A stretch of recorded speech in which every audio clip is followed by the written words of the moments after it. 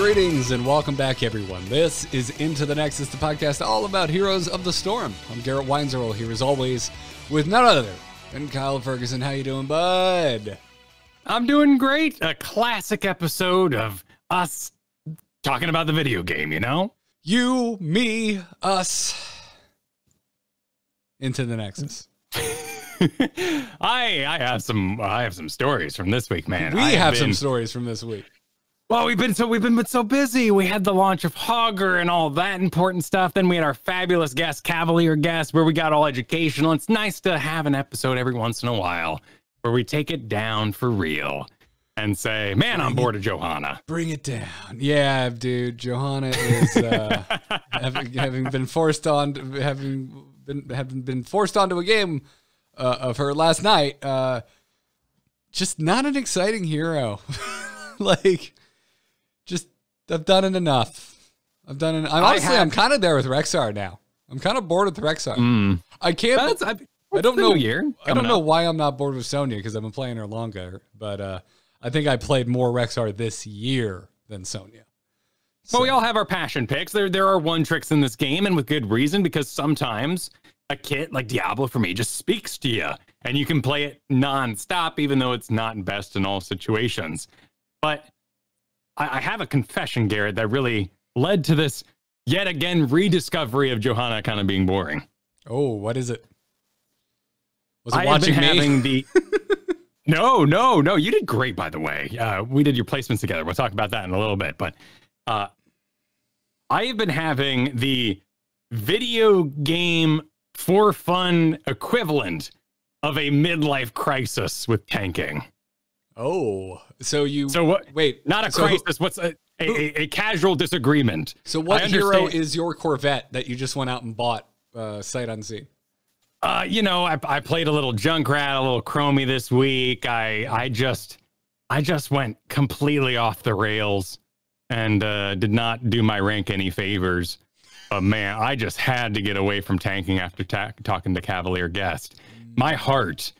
The second I asked my question last episode about how can I improve, what can I do when people don't make mistakes of the nature of getting themselves destroyed quickly by Diablo, and his answer was patience, my heart dropped in my chest. Because patience is boring. Patience is boring.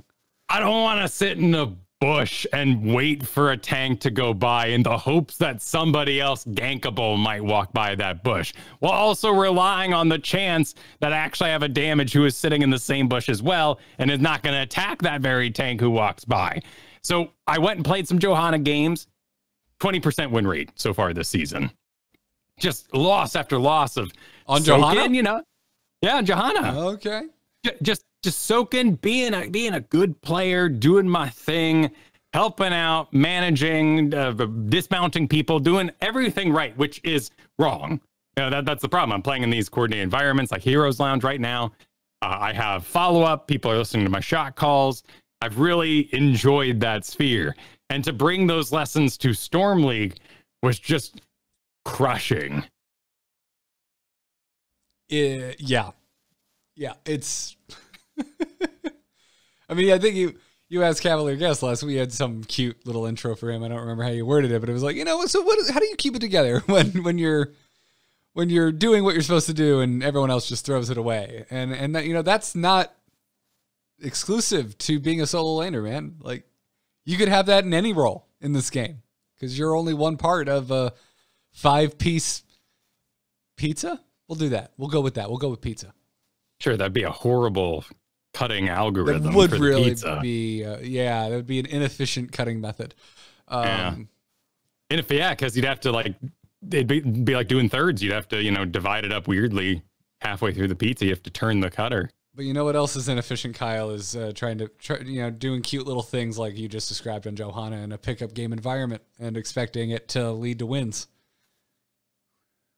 So I suck out coaching from Porky, my fellow teammate and grandmaster.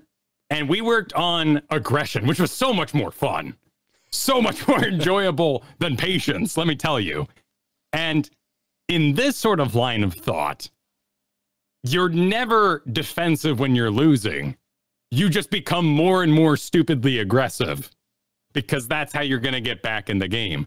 For instance, you are locked out by the enemy team. Their backline has never been touched. This whole game, you're losing. They're pressuring your keeps. The ETC is invincible. His cohort in the bruiser role is also invincible. Mm-hmm. The right thing to do is to Hellgate teleport to the backline and stun Tacet Arns. See what happens. And that spoke to me. Dude, you need to go look up. Years ago now, you were away for a trip doing something, and I got coached by Dunk Train. And there was an Infernal Shrines game. I was on Sonya. Shit wasn't going well. And this was basically the exact same piece of advice that he gave me. Somewhere there's the video of the gameplay as well. And he was just like, you know, here I would have come in on the most dangerous angle you could possibly imagine and just tried to flank the back line. And I'm like, but why? And he just goes, because nothing else was working. It's your only chance at this point. You guys were so behind. Your only real chance was to make anything happen. And that was your chance to make something happen.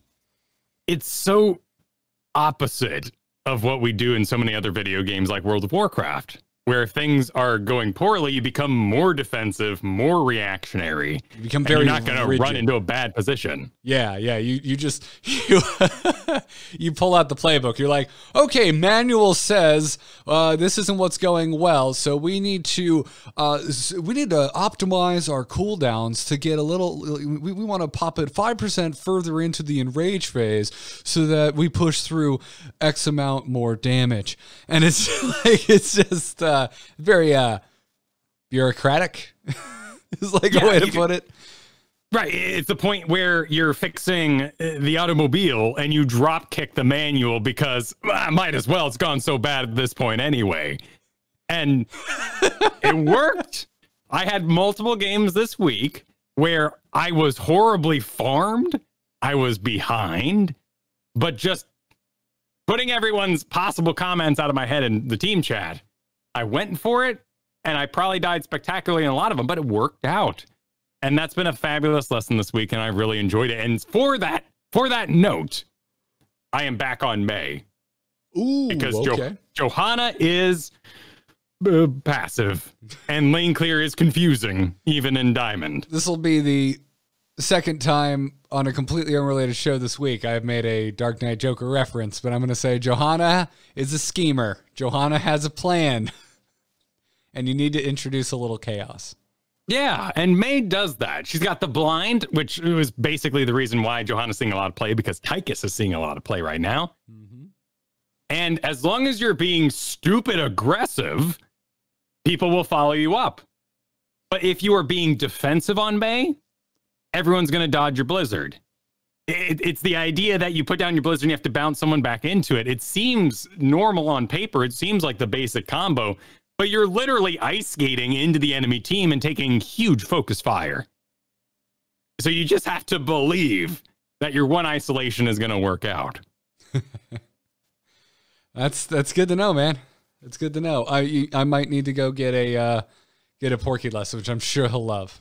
I'm sure he'll love getting to tell me what to do. Well, it's you know, you got to dissect a little bit, right? Like Porky, I've learned that when he says, no, that's trolling, it could also mean that's hard to do.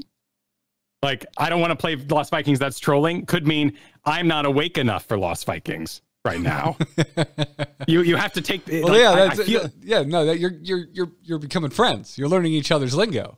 Exactly, but it's you know, I feel bad, you know, admitting it. It makes me feel like I lost some nerd cred. But I've been hanging out with a lot of streamers with the Heroes Heart stuff I've been doing, and you know, getting told to yeet on somebody was kind of confusing. And I've had to work hard to dissect what the heck they mean sometimes. Okay.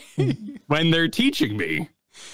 Well, Kyle, if you want to learn how to yeet, just play Leap Sonya. You'll be fine. You'll be yeeting. I hear that is prime yeetage. You'll be yeeting with the rest of us, and it's okay. Don't worry. I'm also aware that Hanzo can yeet. By nature of jumping over a wall into the enemy team, but it works out. That is apparently a yeet. Do you have fast, sudden mobility? You could probably find a way to yeet. Likely. You can figure it out. Yeah. Yeah, you know him, Kyle. That's what I'm going to start yelling at you now. Nice. That's but I do have yet another part to my crisis recovery. And that is, Garrett, I was a bad person this week. I don't have I know the car thing, the midlife thing, it often goes hand in hand. I don't know anybody who secretly buys a car on the side and only drives it when their friends aren't around. But that's what you and I did with placements this week. We enjoyed your placements together and I smurfed. And it was really, really nice. I love the idea of someone who's ashamed of their car, so they don't, like, they're really excited about buying a nice new car because it's a midlife crisis, but they drive it on weekends and they wear a ball cap and sunglasses. They don't want anyone recognizing them. Well, yeah, Johanna is the van, and it's a functional, nice van. The AC works, like everything works inside. Maybe there's even a TV in the back playing Batman animated series or something for the kids, right? Like, it is great. But sometimes you just need to take the Greymane and the Sylvanas out for a spin.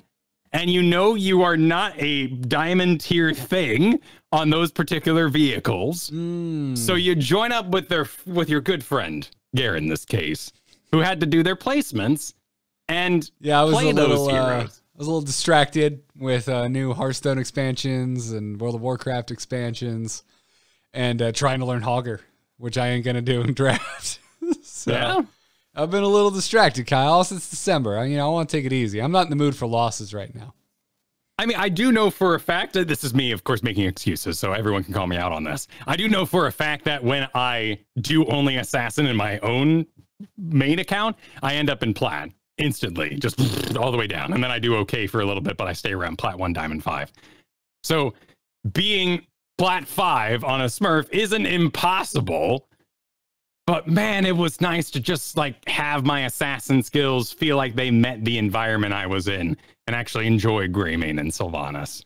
That's rad, man. I mean, there's a lot to be said about that. I mean, like it's rare that you and I, it's been years since you and I have played an account that wasn't our own, right?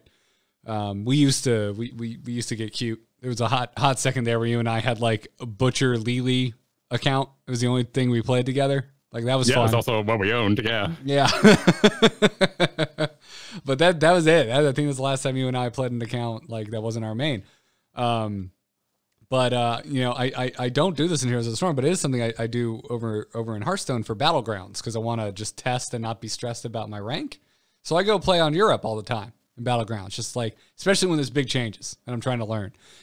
But it's so relaxing. Because I'm just like, I don't care what happens to these points. Like all my ladder anxiety just goes away because it doesn't matter. It's my second account. And I ended last season higher on my Europe account than my main account because I just played it more and I was just more relaxed. And it keeps my brain open to seeing things a different way because I'm not getting that rigid mindset. I'm not putting on my Johanna hat where it's like, no, this is the way this works and it can't work any other way.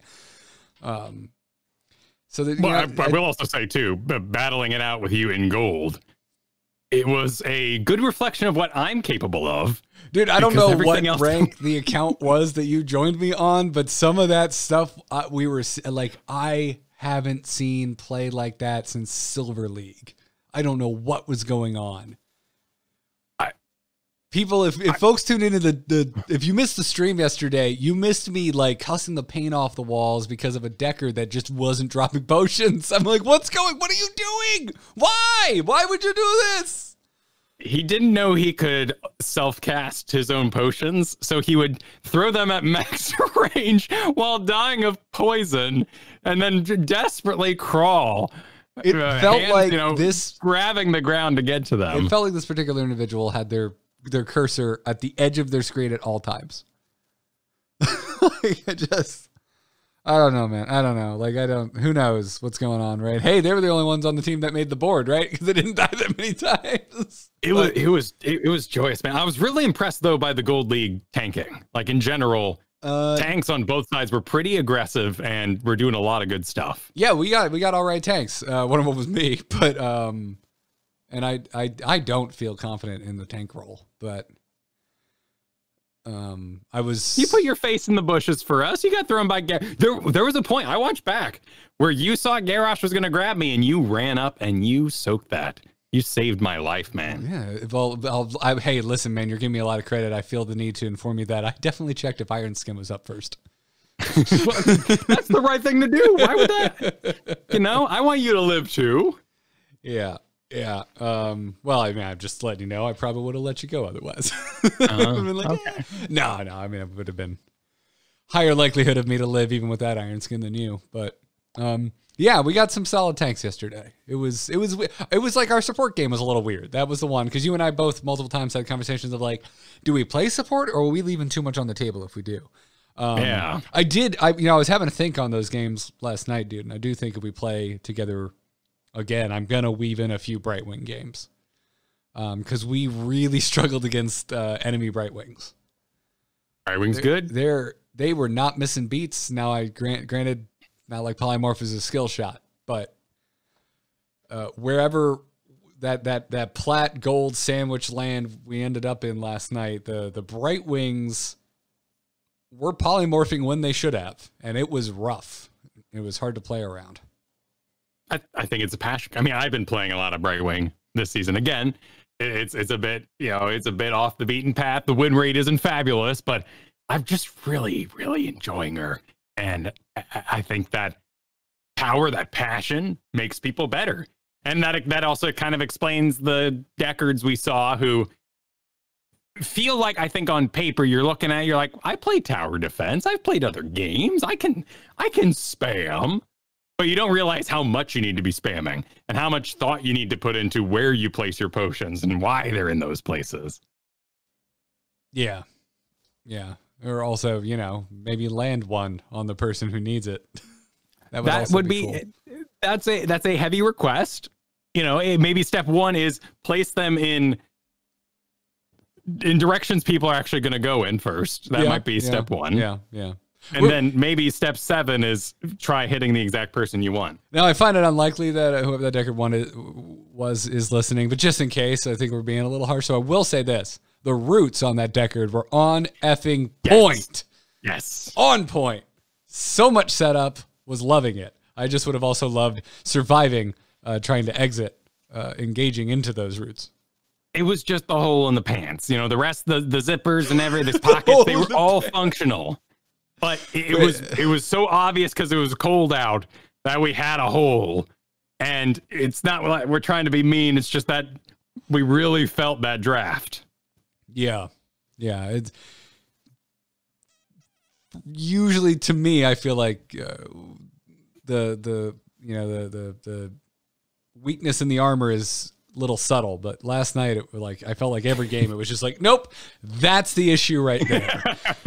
There's the guy. And I didn't respect things because I was being a villainous bad boy and smurfing. So I do the Illidan. I don't blame you, man. I mean, and no offense to the Illidan players listening to the sound of my voice, but I don't respect an Illidan until I'm given a reason to. Right. And early game deaths don't matter. I had to gather information after all and see if the Illidan was even good by dying twice in lane. I mean, Kyle, what did we chant all night? It was just, we scaling. Yeah. It didn't matter if we were level 24. We scaling. Yeah. 25 for that one. Yeah. We scaling. Yeah. We're a level 30 comp. It's okay. We got this. Mm-hmm. Mm-hmm. Attack damage only goes up. That was a good time, man. We need to find the time to do that more often. I agree. Yeah. Yeah. But well, anyways, man, before we talk about the meta, let's you want to thank our bosses? Absolutely. Are you aware of the fact we have hundreds of bosses? Hundreds.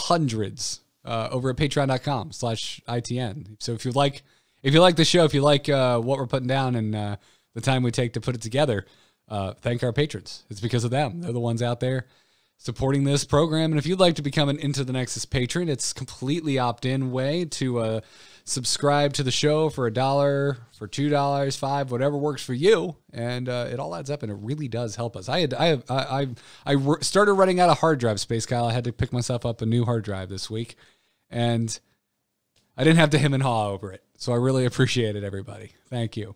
So go check it out, patreon.com/ITN. You'll get access to our patron-only Discord. When we have ads on the shows, you'll get an ad-free version of the show. You can join us for our monthly game nights. All kinds of great stuff over there. Plus, we're hanging out in the Discord. At us. I feel y'all are too polite. At me. Let me know. You got a question? Ping me. Yeah, so go check that out. And to our more recent patrons, thank you to Sunday Bacon, which just makes me hungry, and SP, which I like to think is Sunday pork, still pork. Bacon. There we go. Yeah, Sunday pork. A theme. There you go. I dig it. Well done, dude. Well done. But with that in mind, let's see where the meta's nestled into with this week's Heroes News. We're on, boys! Ha ha! Let's liven up this place! Point me to the stage. Stay a while and listen. Hogger's just fine, man. That's where the meta has nestled, and maybe a little terrifying in the right hands. Yes. So what happened? This is a direct correlation. What happened is apparently that fan wasn't very good at Hogger day one. Wait, and so he declared. Kyle, I'm not throwing sorry. shade. Are you telling? And I'm not throwing shade either. I've been straight up watching Fan recently because I noticed when I watch him play a hero I like playing, I get better at that hero. So shout out to Fan. We've invited him on before. We don't hear back. Fan, we'd love to have He's you a on busy man. sometime. He's a busy man. Yeah. However, he's got his platform. Fan's audience, they just start parroting anything that dude says, like it's scripture. So the win rate was down. Fan says it sucks. It became truth for about 3 days. And that was where the 3 days after we had recorded the episode talking about how Hogger, needed buffs perhaps. But we had some ideas that weren't necessarily things like Hog Wild. Even so, Hogger has slowly risen with the skills of the player base to a 53.1%. And it is a Hortipult build. It is the exact build that Cavalier Guest mentioned last week. So be sure to check out last week's episode for that. He's amazing. He's terrifying. He is a little lucky at times, but I also know that some of that is just straight up cast on release. In all honesty, you are doing yourself such a stupid disservice if you think you can play this just quick cast. It gives you not only an arrow where you're going, but the angle you're going to bounce on when you do a Hog Wild. And it is worth it. And you will become better at those camps, which are hard to line up. And now they're very easy to line up. And people are doing crazy, crazy things in chokes or just making their own chokes. And that damage is huge. Yeah. Yeah. So Cavalier Guest gave us some really good advice last week with that on release tip that he gave. And also the build. I mean, we were following along. I was, and it was lining up with what I was seeing on Hotslogs, but now, multiple weeks later, this has become not only the most popular build, but the highest win rate build. Yes. Which we talked about last week with Cavalier Guest. Which is honestly a bit of a surprise, but when you think about it having the Hortipult anyway, having the escape as well as the engage, as well as the bounce ability for your various Hog Wild activities, Shockwave just doesn't compete. Lower win rate by almost 11%. And pick rate at 26%. All right. I thought we'd be seeing everybody doing the safe and tried and true. I mean, you put anybody in this game up against, you got something weird or a stun. We usually say, well, let's not be jokers here. Let's do the stun. And that is not the case. Well, there's just this sense, there's this impact that Hogger has by being in the fight and just completely, causing chaos, which might end up being a theme of this episode. That to me, Hortipult makes all the sense in the world. Not to mention, my God, the self-healing on this hero. Yeah. Like, because of the meat and how much more of that comes with Hortipult, it's ridiculous. It's true. And then he's in the thick of it. He's back there. You can't really kill him in a sense. So it's a little bit of a mixed bag of CCL as well as Hogger's release. But because of all this, things like Tychus and Leoric and even Malthael are seeing huge rises in their pick rate. And certainly when on the side of Leoric and Tychus in their win rate. You think it's correlated? I think so. I think busting Hogger is a job for a bruiser. The Hogger is often so deep in the backline that the tank has already made their engage. I mean, if we're talking about what I've learned this week, which is tank, go, go, go, engage, always be engaging. I'm just trying You're now... I mean, I guess there's a decent amount of time spent on Hogger not as a tornado bouncing around randomly, but I'm just trying to think about Leoric whiffing constantly, trying to hit a Hogger. Sure, it's more about that you apply pressure to him, and because the backline will not succeed in killing Hogger in the time they need to, the backline needs to be free to maneuver. And by having one person that can at least say, Hogger, please calm down. Maybe he doesn't die, but at least he's got to walk away. Then the team fight may resume as normal. That's a good way to put it. Okay. Yeah, because, I mean, Tychus makes sense, right? He locks on, but the Leoric was a little strange, but... You know, it's depending on the choke. He's not always going hog wild. No, that's true. He also stuns and does AoE spell damage and all that sort of thing and has a great auto attack. So, hey, lo and behold, this hero is really solid. It just takes a while for people to learn. And in fact, we saw him in this week's CCL games. It was often a last pick or not banned out. So people are still unsure how to treat this guy. I know in my own drafts, it's difficult. It seems funny to say this because it's how we used to do things for so long, but it's kind of hard to navigate Hogger into a draft because he wants to do camps. And a bruiser doing camps, it should be the most natural thing in the world, but we haven't been doing that for a long time. It's usually a Greymane or Jaina and a friend taking care of those things. So when your solo laner or your double soaker says, I'm off to camp, guys, you go, wait a minute. Oh, we should have drafted another bruiser. We needed another. Do you think this is because just of the lane bully creep that has become solo laners? That if you let your bruiser go camp and anyone other than a total freaking lane bully bruiser is the one covering the lane, that you just lose the fight to the opposing bruiser that didn't leave lane? That's a great observation. I agree with that. I mean, it's a gut check for me. It's not. This is something you just made me think of, but I think of all the times that happens. I come back and I was like, "What the hell happened to my lane? It's on fire. Everything's broken. Where'd my fountain go?" You know, there's a bit of a lack of parity that happens. Yeah, it's scary on tank too because you're staring down your draft. You got your tank picked out. They grab Hogger. The next person goes, oh, okay, Hogger's doing camps. I'm going to get Zool. And then you get a Chromie and you just want to, like, you know, get down on knee, get on her level, grab her on the shoulder, you know, be like, Chromie, I really need you to perform, man. This is a big deal today. You got to go out there swinging. You're our only source of damage. Olivia, sorry, I just can't get past the lore that you're kneeling down and talking to a giant dragon. That's like I mean, it could be any. I could get on Tychus's level. I think he's like 5'10" or something. But either way, like in the suit, I bust out my step stool. I step up to the third rung that has the danger sticker on it. I look him square in the eyes, and I say, "Exactly. You're taking it down or taking it up, whatever it is. You're getting on that level to talk to him." Yep. Yeah, I mean that's it's spooky. Yeah. Maybe we stumble across something. Maybe that's why we've just been sending damage dealers to go take the camps. But it's, I think we'll recover pretty fast. Yeah.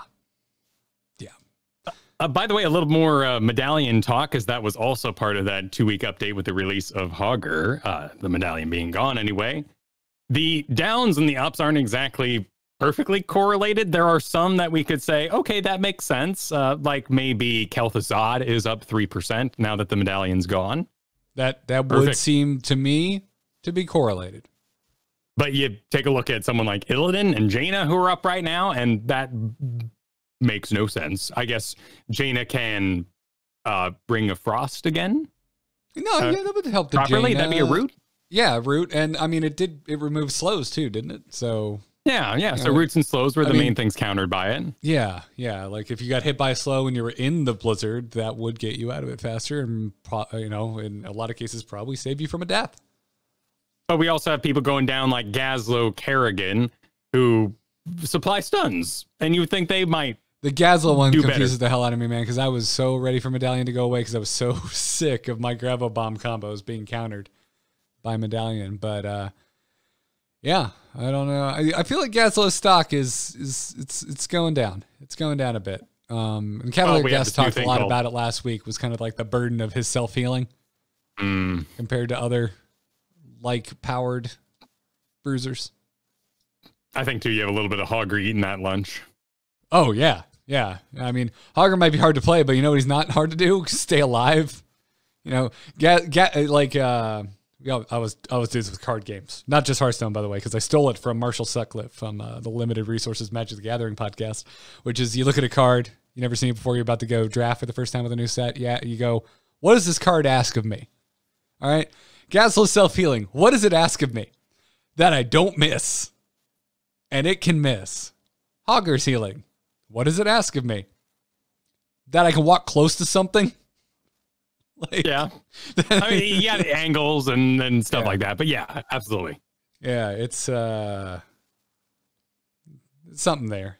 It's like the burdens are kind of swapped. Because like for the most part, Gazla's ability to do damage outside of his laser, it's relatively easy, right? Turrets are gonna hit things. You're gonna get damage in, but Hogger and the nature of Hog Wild.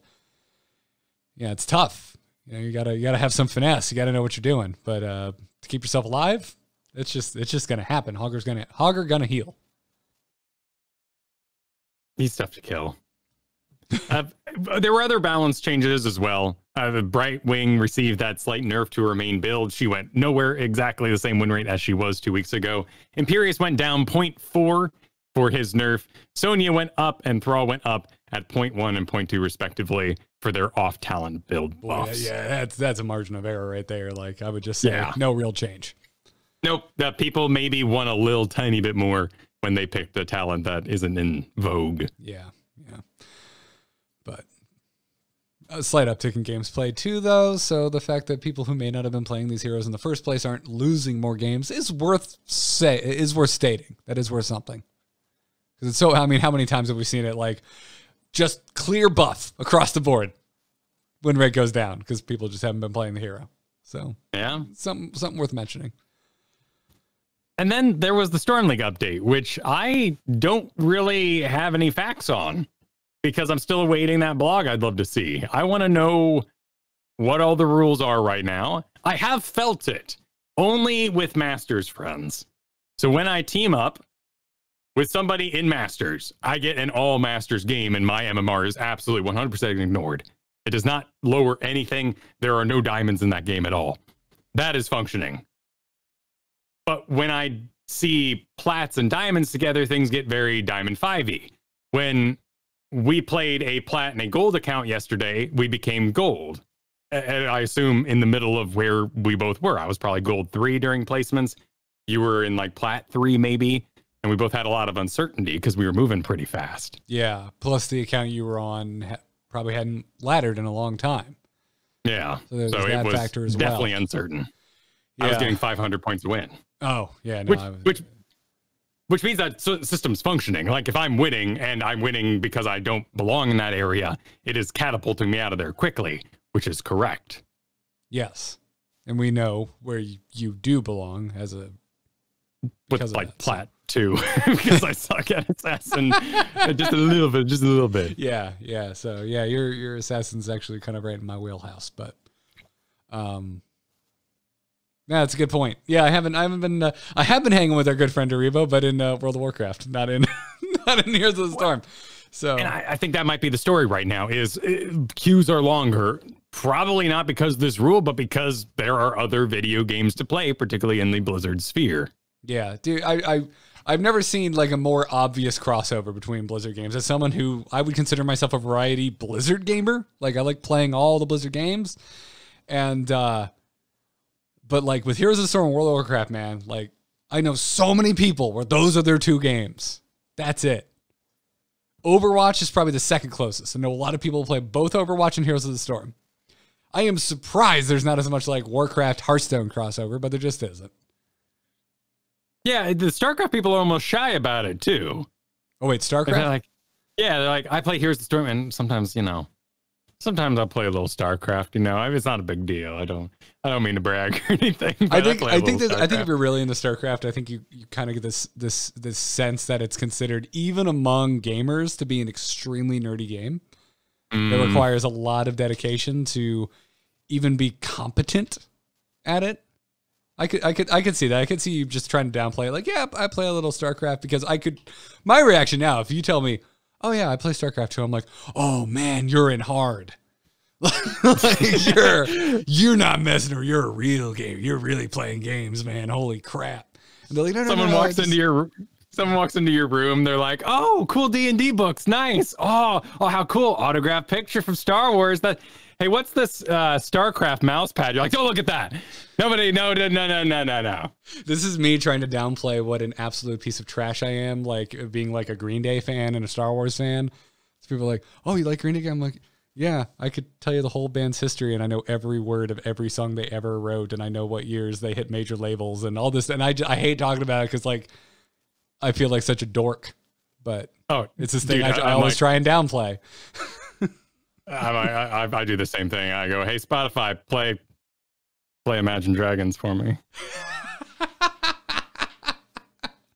That tone is when I say play Limp Bizkit. That's it. That's the one where I'm like, hey, could you play Limp Bizkit? And I'm driving by myself for a little bit. I had to run to the grocery store. Siri comes back and goes, I'm sorry, I couldn't understand that. And it's just like, play Limp Bizkit. And you look over and the car next to you is just staring at you, judging you. Damn it. Hi. Roll up windows. How you doing? Yep. Sorry, that was a fun little aside. Where the hell did this come from? Oh yeah, crossovers and people playing around. Yes. The player base has shrunk because of World of Warcraft, and I assume they'll be back and all that sort of thing. Yeah, I would say the big test that you and I have experienced was playing together last night on that gold Smurf that you had. It was just like, to me, it almost seemed like nothing had really changed because we saw some plat people. It wasn't all plat. It wasn't all gold. It was a mix of both. So to me, I was looking at him like, this is just kind of how the system always looked. And from what we've heard, we know that it's in place everywhere, but it seems to be maybe scaled up in that Masters range. And 100% Diamonds will not enjoy, or I guess in that case it'd be the opposite, right? Masters will not enjoy grinding out points with a Diamond game. So that part is functional, which sounds great. And for the legality, the legitimacy of the Grandmasters board, I think they've done a really good job. And I will say this, I don't think we hit any 5 stacks last night. And before, I was hitting 5 stacks like crazy in a 2 stack. So interesting. It's anecdotal. It's not like you and I have hundreds of games to look at and point to. No, but rather small sample. Yeah. Like ladder felt good last night. Players felt interesting, but ladder felt good. We've talked about them. Yeah. We talked about Brightwing nerf. She didn't really go anywhere, which feels bad since I kind of took a stand, but it was, I was editorializing a little bit, I guess, if I'm being honest. She's fine. She's fine. Really, the big concern is not really the queues, the player base. It's the event seems to be on everybody's mind, and the lack thereof. The lack of a holiday event. Yeah, man. I saw people on Reddit talking about this last week, and it's still going this week. Probably spurred on by the fact that we got that price drop on Hogger, but nothing else. Yeah, that seems like the update, and it even seemed like they maybe forgot about it a little bit. Like it was late. The price drop on Hogger was slightly late, and we received a message that I don't really know. I don't know. This is all right. Yeah. I mean, this is weird, and I don't know. I don't like talking about this kind of stuff. Like, we don't know the whole story, but no, the wording is strange. So Daybringer always in there posting. On the topic of the Hogger price drop, got on the subreddit and said, "Hello there, friends. With the help of one of my wonderful producers, we have successfully updated Hogger's gold price." And I'm just like, do you normally need to like call someone? Like, this to me sounds like, just the way I read this, I'm like, it's like, Like, I call my wife in a panic. I think I left the iron on. It's like, oh, I think I forgot to drop the price. Could you log in real quick and do that? Well, using corporate speak, wonderful means exacerbated to me. There was a producer who picked up the phone and was like, "Oh, do we have to?"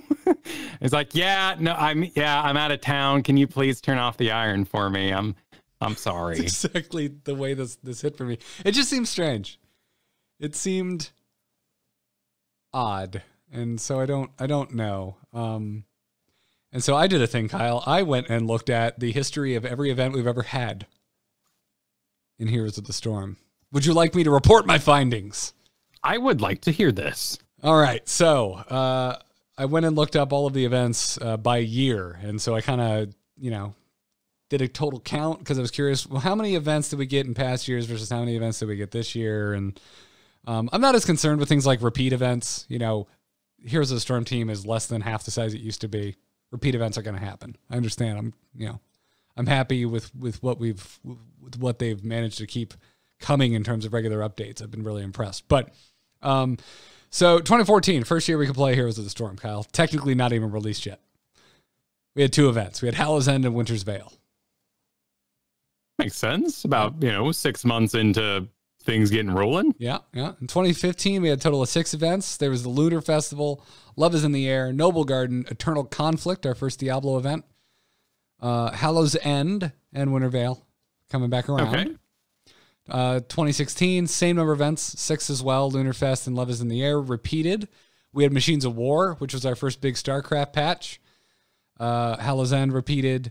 And we got, I think this had slight overlap with Hallow's End and maybe even Winter's Veil. We also in there got the Nexus Challenge, which was that big Overwatch crossover event.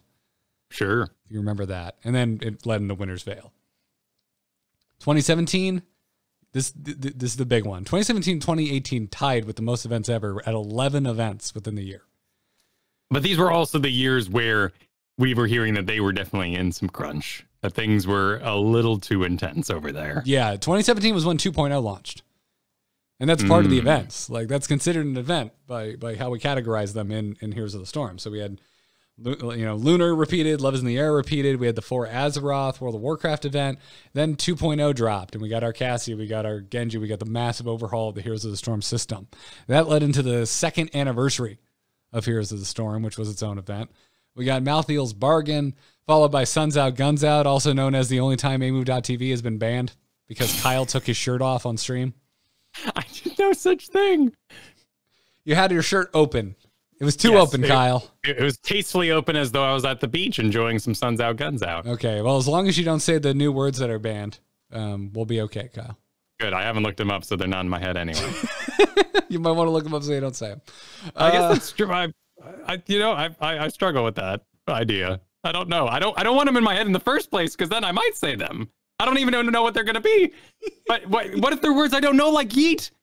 And then now I have this new word in my head, like yeet, that I'm not allowed to say. What if I'm saying yeet right now? It's not allowed anymore because someone did something with yeet. Well, I guess it'll be the second time we got Twitch the Amove Twitch banned. So thank you. Oh, let us finish the recording first. Okay. All right, please. That was great because I was off at Nerdtacular and someone came up to me and was like, hey, Kyle just got banned. I'm like, wait, what? And then he did Into the Nexus on this channel, and he got this channel banned. Twitch was a young, crazy thing, and they were slamming that hammer. And they've learned nothing. No, well, they've given it up to robots now. Robots are in charge. Anyway, then we had Call of Kel'Thuzad, which is still one of my favorite events to this date. That was followed by the Volskaya, Map plus Zarya event, and then Hallow's End repeated, Winter Veil repeated.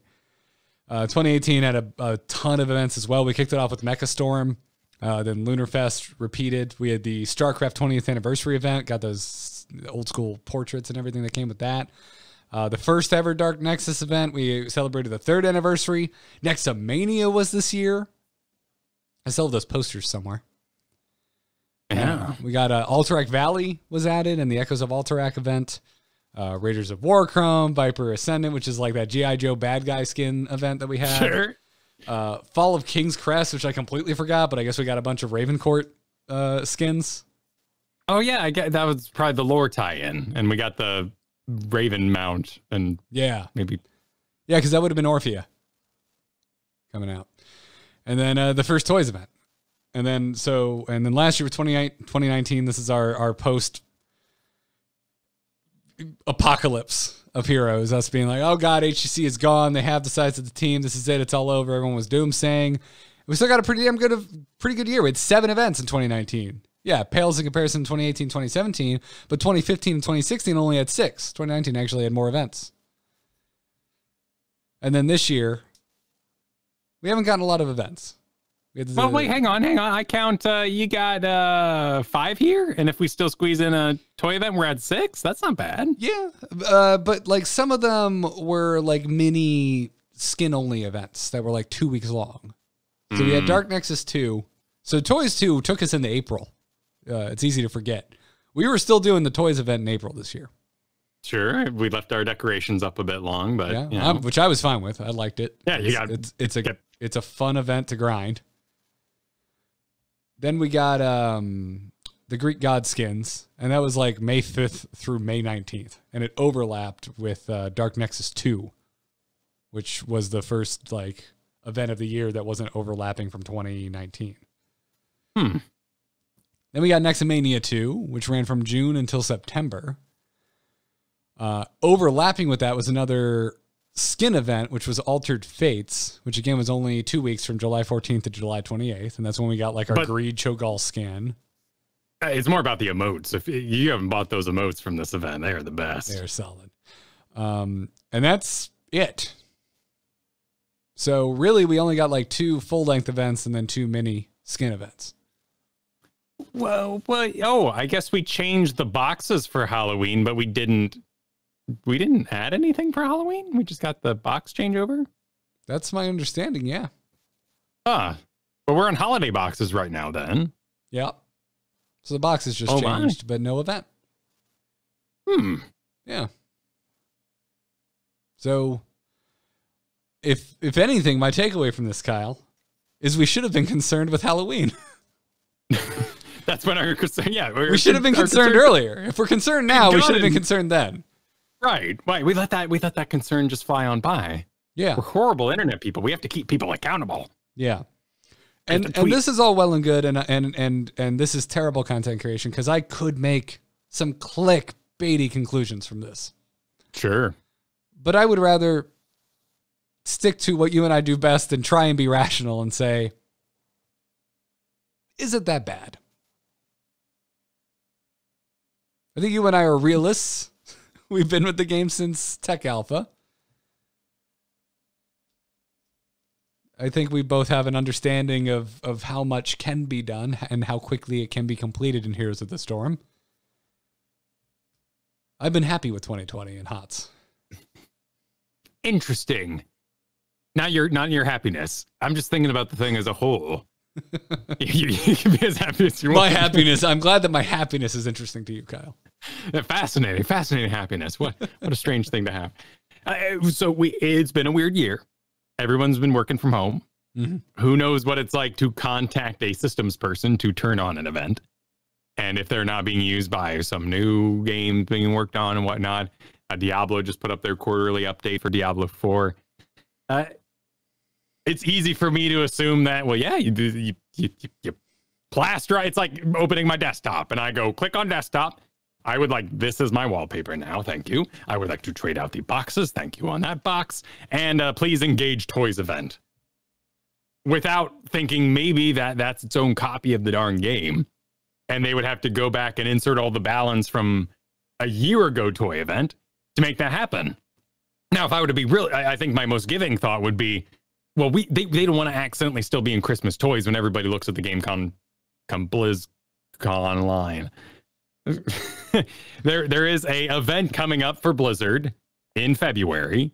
That would be a fine and dandy place to announce anything new and big and have such an event planned out. So delay Christmas. We've seen it before. Let's see what they have in February. That's kind of what I'm thinking of. And Unpronounceable in the chat room brings up a really good point that this was also the year of Anomalies, which were in a way, they were certainly eventful. and kind of had the spirit of events, right? Because it was like, here it is, here it comes. And when we look back at when I don't know about you, but when I think about 2020 and Heroes of the Storm, the way I place myself mentally in the history of it is what anomaly was currently going on.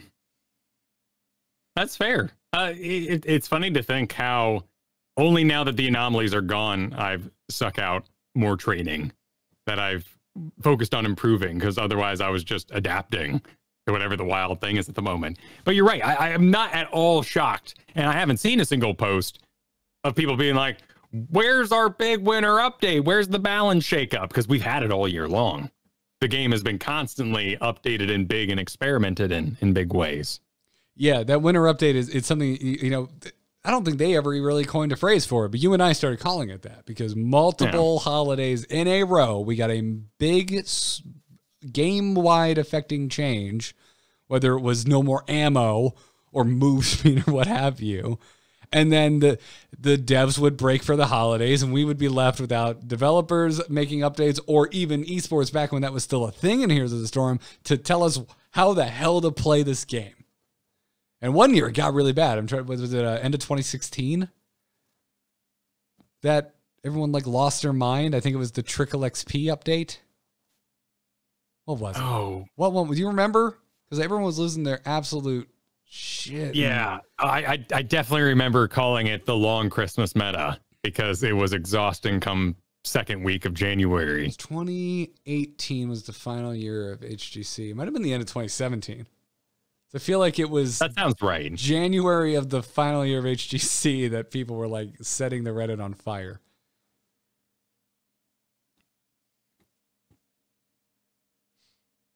It's interesting. It's interesting. But yeah, I mean, I don't know. It's like it's a smaller team now. And like frankly, I can't believe how regularly we still get updates. So well, and that aside, I don't exactly expect them to in their human beings fashion to put something out next week anymore. That seems absurd if they come out and say, "Hey guys, here's toys on the 22nd. Just go. I'm fine. Please enjoy your holiday, devs. I want you to." Yeah, right. Like you and I were talking before the show, and it was just like, yeah, next week would normally be like the Hogger adjustment patch. Like it would be post new hero release adjustment patch, and I don't think we're gonna see it. It's freaking Christmas next week. I think, yeah, maybe like a numbers adjustment on Hogger. I'm sure because AZ Jackson has told us before that he has all these various balance patches and ideas lined up. It's just about when the producers and the directors choose to implement them. And of course, he tries to stagger something interesting in there too to make sure each patch is something that shocks and wows everybody. Those things might be in the pipeline and could happen next week, but it just seems weird. And frankly, I think the game state is really, really good after the anomalies. I think we've landed on a very solid game. Yeah, I do too. I've been really happy with it this year. It was like, I mean, you and I both kind of came out of 2019 being like, wow, did we really make it another year? Because we thought it was over, man. We drank the Doom Kool-Aid. And actually, if we update our schedule for February BlizzCon thoughts of BlizzCon production levels. I want you to bring me back to this, by the way, because if we see some exciting stuff at BlizzCon line, you're absolutely right. And I think that'd be kind of cool. And this would be the downtime because things were always mad quiet in September, even throughout all of October. Yeah, we got a Halloween event, but you would ask a question or you'd try to get a dev comment and it was just silence because they were busy, frankly. Yeah. So maybe that is where all the effort is. It is their time to get on stage, in a sense, a digital stage, and talk about the game. Yeah, maybe. I don't know. But like they also admitted that Hogger was the BlizzCon hero, right? So yeah. I don't know. We're in uncharted territory. Like the Heroes it's evolving and it's, we're taking a little bit more time between updates, but again, it's like we can still count on these regular updates.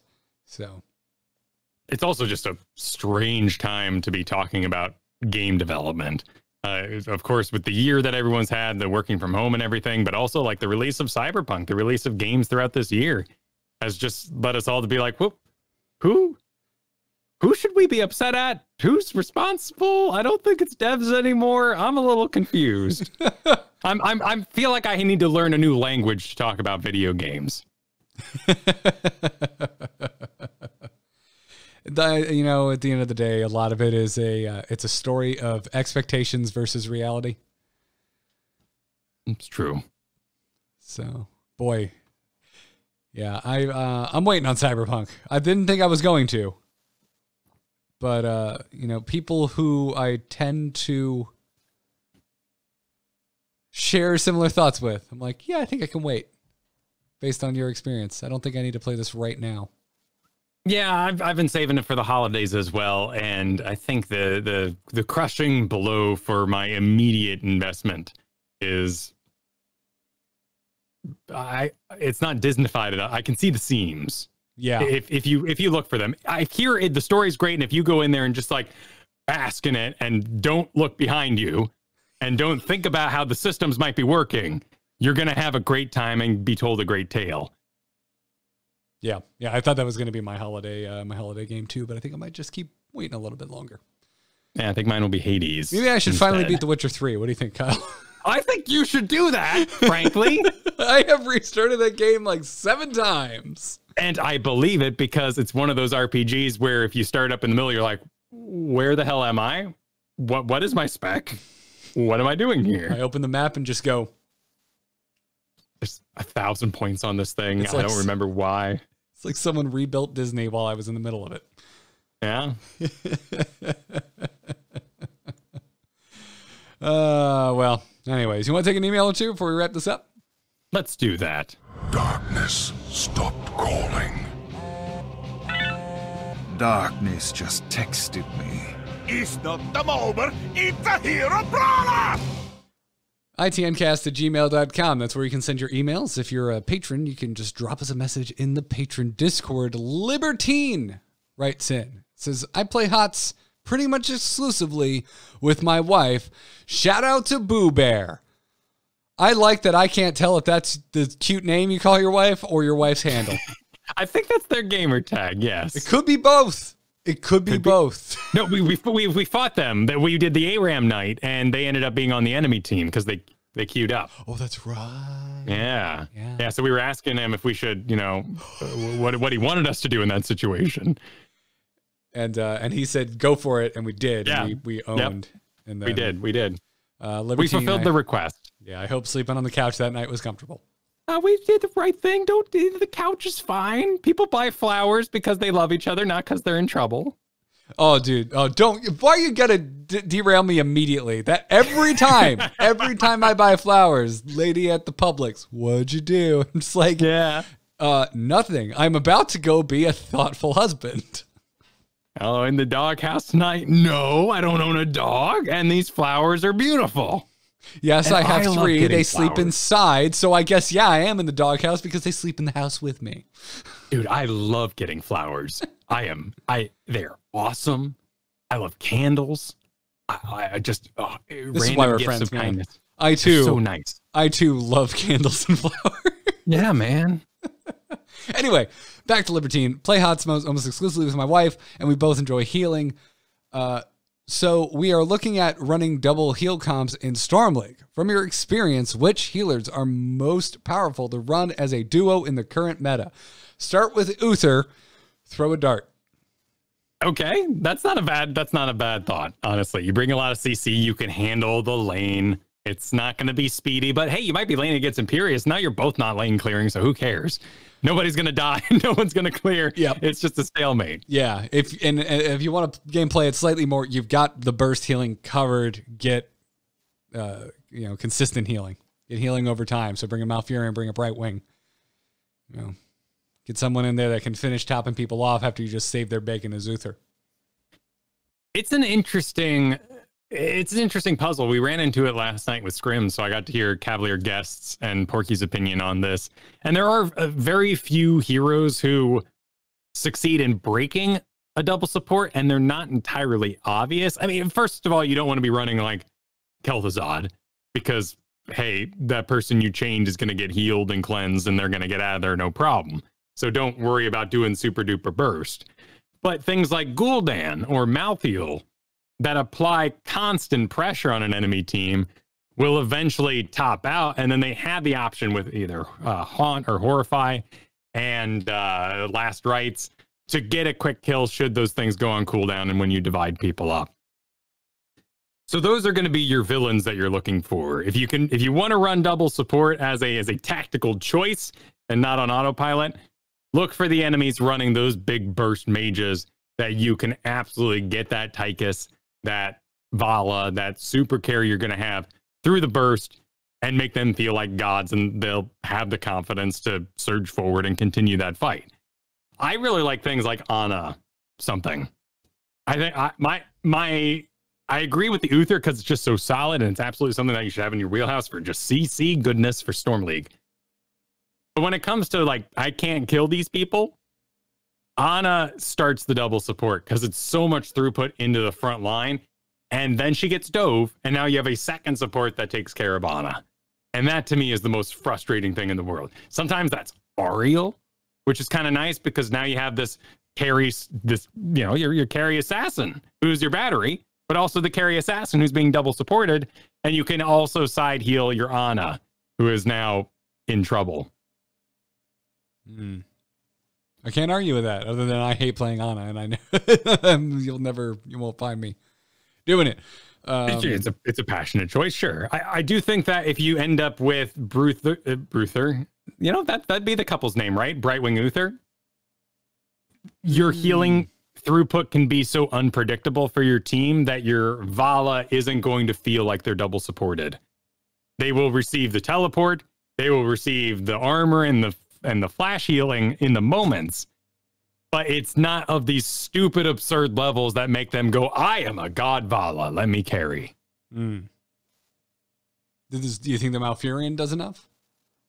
I think Malfurion could. I think Malfurion also, with the Silence ult, allows you to be a bit more aggressive and get in those positions to get that big silence off. That's fair.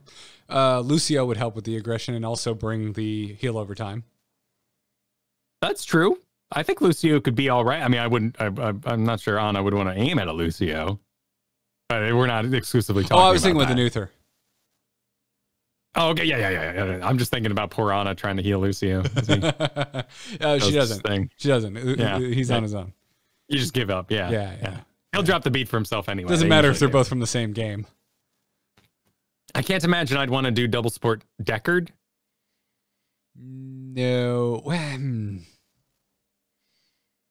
What other... So actually, I think Deckard is the one you build around, right? So I think the question is, what other support cares that you just landed a sick root? Anduin's got good follow-up route. Anduin has a good follow-up. Ana could follow up with the sleep. Yeah, you could be Team Sleepy, Team Old Sleepies. But you want to be wailing on them, so what's a follow-up sleep really worth? Usually you're following up the sleep. You're not following up with a sleep. Yeah, I think Deckard's a weird one. Yeah, focus on evening yourself. I mean, same with Whitemane too. Like Whitemane, you comboed that with anything else. Now you've got like double the positioning issues and none of the adjustment. Yeah. I mean, if you want to get weird, if you want to win the hipster award, I'm still on the Uther train. You Deckard Uther, but the Uther is also your tank. So yes. And Uther definitely goes Divine Storm, so you can follow up the Deckard routes. Yeah, absolutely. I don't see why in most cases you would want to go Divine Shield, but then again, if they run these proper counters like a Malthael, then you would end up Divine Shield again. So yeah, it depends in a big circle. I like this idea. Look at the flex you're landing upon, though. It's kind of wonderful. Yeah, I like this idea in chat of Deckard Alexstrasza, that they both have a big pile of candy waiting for you in the back. So you have twice the amount of neon signs that say "Put your circles here." Yes, exactly. I'm not sure it would work, but yeah, it's a cute idea. Okay, good to know. Good to know. I think we've exhausted the ones that make sense. Yes. So honestly, the one I see the most is probably Brightwing Uther. The one I've struggled the most in the past against is Ana Ariel. But I think Ana Uther is kind of the happy medium of those two. Yeah, unpronounceable is Tyrande too, and I do not hate Tyrande in a double support environment just because of the damage that Tyrande helps make up for. But again, I think you're trying to get a little hipstery in that case. Yeah, that kind of butts heads with the Kharazim idea too, because Kharazim is so aggressive. So we all be aggressive to make up for the fact we won't be healed. So to take a step backwards in our aggression and say, oh, Kharazim's a bad assassin now, and we're going to be lacking damage by getting another support. Yeah. Yeah. Rather than just saying our support is an assassin and we're all going to kill something really, really fast. That's how I prefer running Tyrande, right? Like, yeah, I know I'm not going to get healed as much with a Tyrande solo healing, but I know we're going to have higher lethality as a result. Exactly. That's what where I'd rather get my edge is by really capitalizing on that. But good question, Libertine. Let us know what you land on. Let us know what you try, and let us know how it goes. So, SP writes in, oh, is this our new patron, SP? Yes. SP says, I just started playing at the start of quarantine despite repeated Googling and searching YouTube. I do research for a living. It was very hard to find quality HOTS educational material. As an example, in my opinion, the best Vikings guide is the Asmogo Core. Asmogo Core 1. Try and find that searching YouTube without knowing his in-game name, which is not easy to name. It's almost impossible, and the video has barely any views. Despite watching streams / checking Reddit a ton, I didn't learn about ITS for months. Compared to when I started learning SC2, I definitely found it hard to find good HOTS material / not Icy Veins builds. Cavalier Guest mentioned that every character and role has been done bronze to GM, which should be hundreds of videos, but most of that I can't find. Only fans, and his full streams expire after 60 days. I don't know if the answer is like Reddit threads / Google Docs / YouTube playlists, but I would definitely appreciate things being easier to find / would love tips or recommendations. And I don't have an easy answer for this because my understanding is kind of after HGC fell off, a lot of content creation fell off for Heroes of the Storm. To an extent, it's a constantly developed game without the huge history of something like Dota or even just the years behind it like League of Legends has. And even then, League of Legends would be in the exact same pile. There is not a heavy ecosystem to create the learn to play content because the views aren't very high on things like YouTube. And that's where you really start to butt heads. Is a lot of Twitch streamers who do really good educational content do not take the time to remove themselves from their primary money-making platform to go put things up for 500 or 1,000 views over on YouTube. So those things do decay.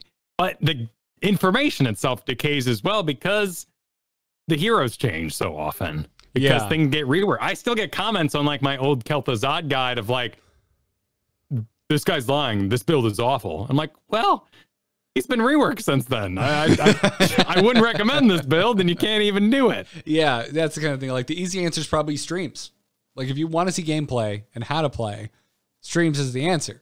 And yeah, it's not as easily like searchable and whatnot. And it really does think if you're trying to find these Bronze Grandmaster challenges. But like you said, Kyle, how accurate the knowledge is or the lesson is in these videos also decays. So the fact that it is a little odd and maybe not as convenient that the main way, like the best way to go watch and learn is streams, it also keeps it current. Because if you're watching it, it means you're playing on the live game. It's a fascinating city of the internet in that way. Yeah. Because I wouldn't have it any other way. I don't want heroes to not get updated. I think the cadence, yeah, man, is great. I think so much of heroes as individual heroes in this game as cars, and I know Garrett's with his car analogies again, but it's just like it's so weird because they constantly change. It's like if you and I had instead of this show we did hero review videos.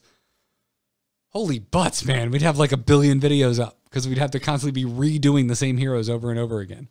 Oh, as someone who's done hero guides, it's exhausting because you really, your research doesn't only involve getting the hero guide put together. It's thinking about if that hero has been changed recently. And there's been another number of videos, EGC, Diablo, where I've been like, these guys are safe. They are 100% not going to change this week. I'm going to go for it. And then the second the video goes up, it's all wrong suddenly. And you can't edit. You know, it's like Twitter in that way. Once something's up, you don't really have much of an option to go through and like add a subtitle or anything and say, hey guys, this is all wrong and out of date. Please enjoy the new video I've made. Yeah. But that's lamenting content creation. As for your actual question, there are new machines at work, like what's happening over at youtube.com/heroeshearth with the learn to play videos and interviews over there. You've got Cavalier Guests and Zane Hyde working to put together content, but that takes time. There are old guides that don't necessarily go out of style, like Cavalier Guests' Art of Tanking, or Zane Hyde's old guides about the individual maps, but when he quit making content, he deleted those locally, so you basically have to find somebody's copy of it. I've got one in a Google Drive for you. I'll put it in the show notes here. But that's a bit of the insanity we're working with when we're dealing with old versions of content. And this is where the car analogy feels strong with me. I feel like with Heroes of the Storm, we have this like niche but very beloved older car. And you need to find the right people in the right location of the community that can teach you how to fix it. And know where the parts are. And something that I'm learning too is that a lot of really good players aren't teachers by nature, or even not even to criticize what they have to say or how they say it, but they've never said these things aloud. And so when you ask them why, they have to go, it is the way it is. I don't know how to, because they don't know how to tell you otherwise.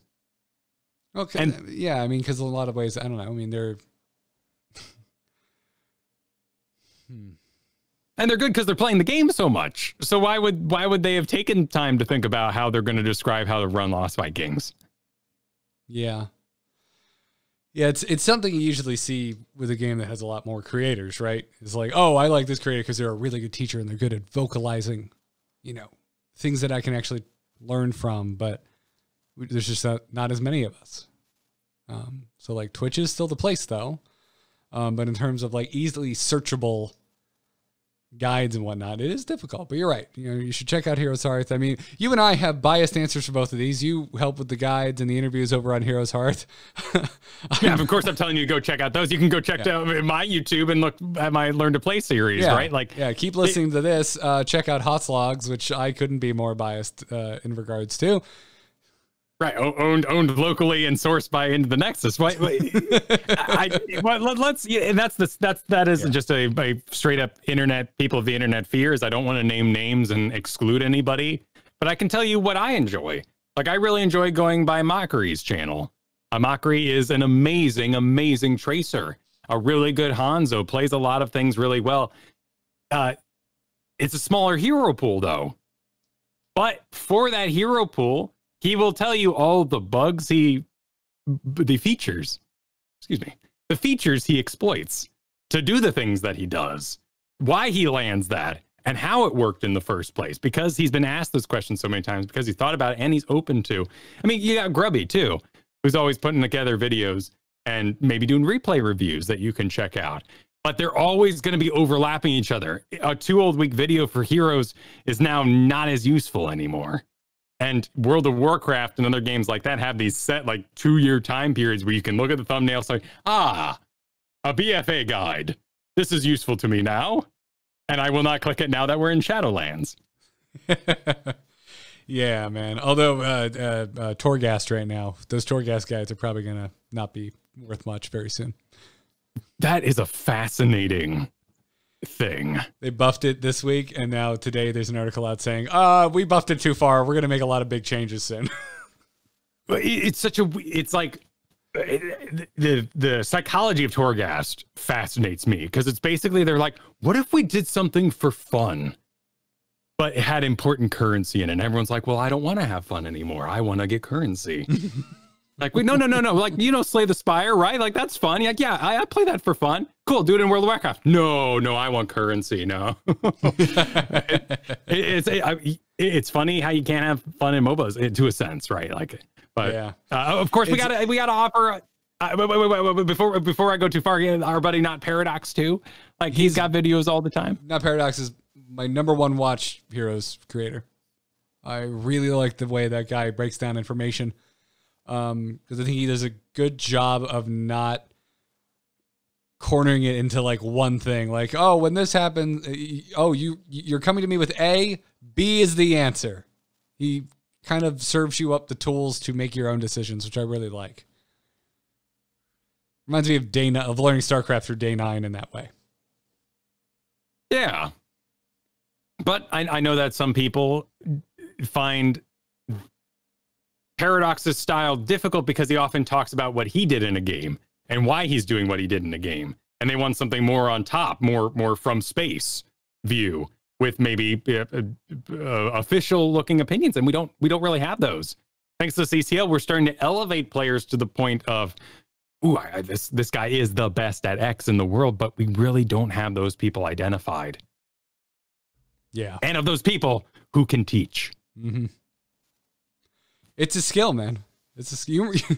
We were there when Twitch was a new thing, when Twitch was invented. We were there playing StarCraft 2. And you remember I was like tuning into Idra's stream and he was just sitting there silent, dead silent, like first week Idra ever stream playing StarCraft. And like I remember it being a big deal when people were like, Idra's doing commentary while he plays. That would be insane now. That would be completely insane. If someone was like just playing and not saying anything. There was also the mac and cheese eating stream where it was a couple of people in a training house just eating lunch. It was the top viewed things for months. Because that's the content we had with our fellow video game creators. Yeah, I don't want to be too much back in my day, but it is still. My point is, it's a skill. It is 100% a skill. So, and you make a good point too, which is like the return on investment of actually going and editing these down and uploading them and archiving them and giving them titles and making them searchable. Heroes videos don't perform that great on YouTube. But we might be entering a world where they might perform better. Pardon the double might, but the algorithm's changing now. People are making half-hour videos instead of 10-minute, 5-minute videos because it keeps people around and brand loyalty, and you run multiple ads. So we are seeing a world where a full game of Heroes is not instantly dismissed by the algorithm. And content may see more views in the future. Yeah, if we could only do that for 90-minute podcasts. Well, yeah. Yeah. There's only so many ads people put. I don't fully understand the system. All I know is that Google is apparently very giving because they're willing to host any video, regardless of the size and how many views it gets, which is insane to me. All I've learned is that World of Warcraft players are way more patient than any other game that I cover. Also, maybe when you do a show with someone who's already established on YouTube, the audience might actually cross over. Okay, that makes sense. That makes sense. WoW Killer on YouTube does way better than this show or the Angry Chicken. This show and the Angry Chicken did like nothing. Nobody's watching this on YouTube. But it's about platform there. Like this is a audio in your car, audio production, and even here on Twitch, like this is not the primary audience for it. We love everybody hanging out here. It's you're our diehards. You're the ride or diers. Like you're our core. But you get a little into just the science of content creation here, SP. But anyway, I hope you gleaned some useful things. If you weren't already checking out things like what Heroes Hearth is doing, or you're not already checking out Hot Slugs, which I find unlikely considering how much we reference it on the show, definitely go and do so. But, keep up with Cavalier Guest, keep up with Not Paradox. But it sounds like, because you didn't really mention like streamers except for Fan, keep an eye on Twitch. Keep it on in the background. Just browse around. Check out some lower view players because you might find someone who's exactly like in your wheelhouse of either play style or roster, what have you. Actually, yes. And I would go further. Find the tanks from, not even if you're just interested in tanking, but find the tanks from CCL because a lot of them are shot callers and a lot of them have really interesting. Usually they're playing Storm League, so it's pretty comedic commentary. But they're really used to talking while playing video games. I find if I go by a professional assassin player, they're usually darn quiet. By those tanks, they know how to talk because they have to. Yep. Well, thank you for your emails and your questions, everybody. Keep them coming to itncast@gmail.com or drop us a message right in the patron Discord. A big shout out to our patrons again. Thank you so much for the support, everybody. Especially this time of year. It means the world to us. It's always when we see a little bit of a dip in the Patreon. So those of you who are sticking around and those of you who are joining us, maybe for the first time, thank you so much. Really appreciate it. Patreon.com/ITN. We didn't mention Jay Howe. We didn't mention there's so many people doing stuff like that. That's fine. I feel so bad saying any names at all. But yes, there are people. You know what we'll do? You know what we'll do? You just go, man. You just keep going. You're gonna forget someone. It's a pointless exercise. But in our Discord, let's make a list. Everybody all together.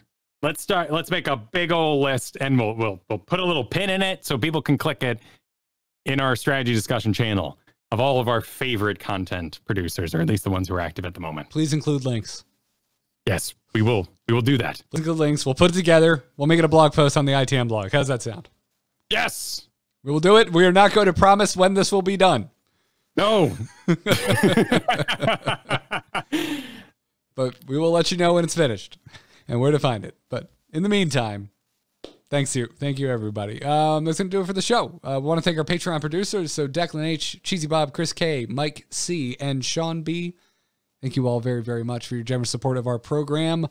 You can find the back catalog of Into the Nexus episodes over at amove.tv. They're all up on there. I don't know why you would want to listen to an episode from the Tech Alpha, but hey, you can. Yeah. It's up there. Go check it out.